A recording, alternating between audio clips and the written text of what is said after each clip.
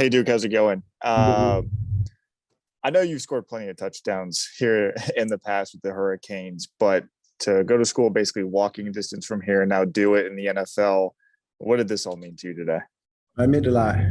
Like you said, growing up in the area, just being able to play football and just play well here, uh, it meant a lot, but it meant even more because we got the win. So that helps. David. Hey, Duke, what was it like to hear those Duke chants from the hometown crowd within your first few carries at home with the Dolphins? I mean, this is the only franchise where that would be possible so soon in a career with the team.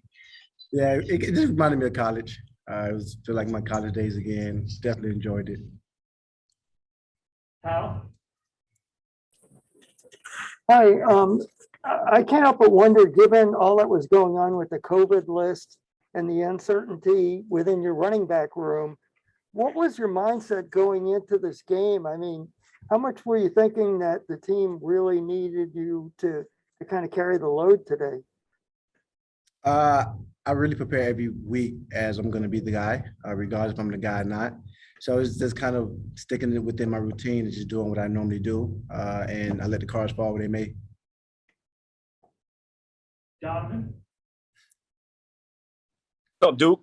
How you doing? Chilling, bro. It's hard to believe that you've been in the league so long and this is your first game that you've had 2 rushing touchdowns in one game. I mean, I'm sure you can't believe it either. I mean, just talk about that and also cracking 100 yards. That's something a Dolphin haven't done, or running back hasn't done all year as well. As far as the 2 touchdowns in the game, rushing, I don't know.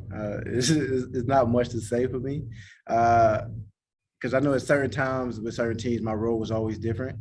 And my role was this today, but it could change tomorrow. So for me, it's just about not really looking at the stats and looking at, the touchdowns and the yards, but whatever it is to win and help my team win, that's kind of what it'd be for me.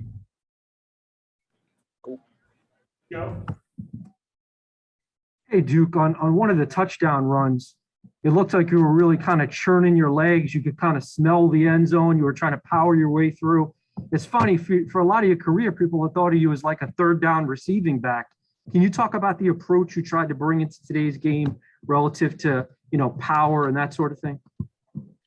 For me, it's just about doing what the team needed from me. And just whatever situation the team asked from me was just doing it and just doing it with everything I have. And that's just me turning my legs and doing whatever it is. So on that particular play, it's just, coach put me in and the thing he tells me is just give great effort. And I try to give great effort in whatever I do. Thanks, Duke. Mark. Hey, Duke, it's Mark Starr with the Miami Times. Congratulations again on a great game. You had some fans, I think, from Liberty City Optimists in the stands today. And what were some lessons that you learned from your times at Hadley Park that got you prepared to be ready to play today?